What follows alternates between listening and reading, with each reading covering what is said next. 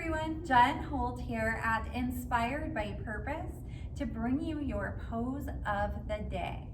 Today's pose is a back bending pose called Ustrasana or Camel Pose. It's a back bend, so it's a heart and chest opener. We stretch all through the front of the body, including the abdomen, the hip flexors, the quads, and we strengthen the back body. There's lots of ways that we can support ourselves here and different variations that we can choose. So I'll go over a few of those now. Now the common or the traditional pose is kneeling. So you're on your knees about hip width apart, shoulders rolling back and down, because remember this is a back bend. So when we're gonna go into a back bend, we wanna think about the two things that we really wanna think about for alignment to keep our back safe and happy. We wanna think about the shoulders and the pelvis.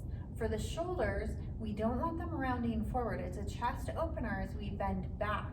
So we want the shoulders back and down, squeezing shoulder blades together. This is the upper body movement whenever we really go into any back bend.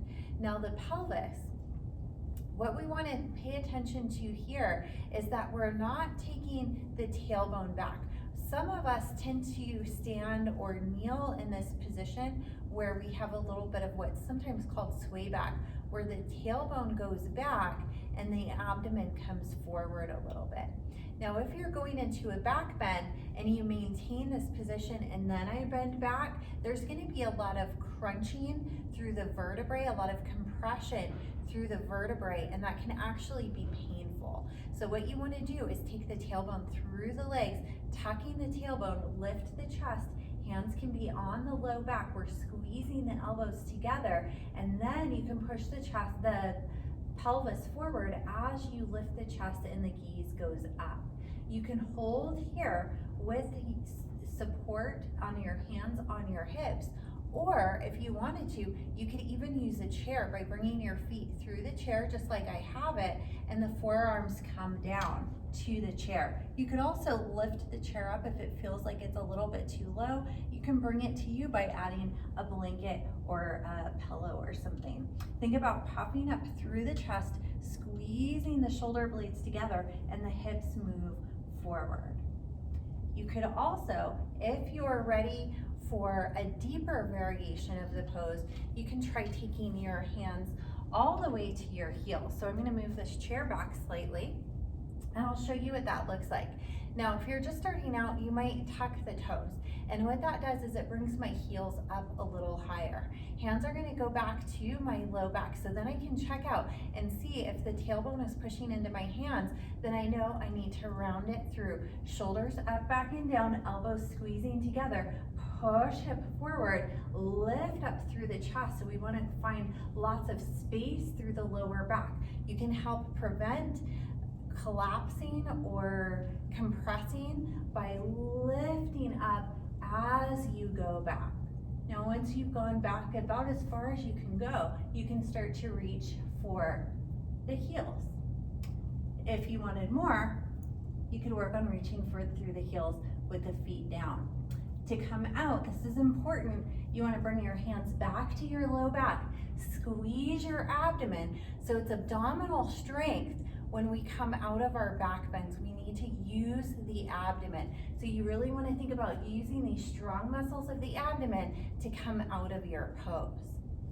You could also do a hands-free or a wall variation. The hands-free variation would be taking your hands to your chest, to your heart, and then you think about puffing the chest up toward the thumbs, and then slowly the gaze starts to go up, pushing my tailbone under, pushing my hips forward, and I can start to guide my way back as far as feels appropriate for me today. If you wanted to play with it a little bit more, you could face your back to a wall, and you could work on bringing the hands to the wall. Now what we want to do is keep pushing the hips forward, and remember the tailbone. You don't want to be pushing it back to the wall. You want to push the hips forward, roll the tailbone through, and push it forward. So we're looking for that pelvic tilt here to help create our back bend.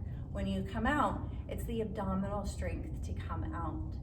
One more variation. You can also do this standing, and you can have your hands to your low back, shoulders up, back, and down, hips go forward, chest goes up and back, and nice little back bend that you can bring into your day here and there when you have a moment, taking a little bit of pressure off the spine. Or you could do it with the hands lifted up overhead. Remember your pelvic tilt and your shoulders here. Press the pelvis forward, look up, or even the hands to the heart. So that was our pose for the day. Hopefully I gave you enough variations to play with and find something that works for you. But if you have any questions or comments, feel free to drop them below. I'm happy to look at those. After your back bend, you might want to take a little forward bend. You could take a little child's pose, bringing the chest over the thighs, or a twist is also nice. Any variation of twist is nice to relieve any tension from the spine. If you have any questions, let me know. I hope to see you here in center or online very soon. Thanks so much for joining me today.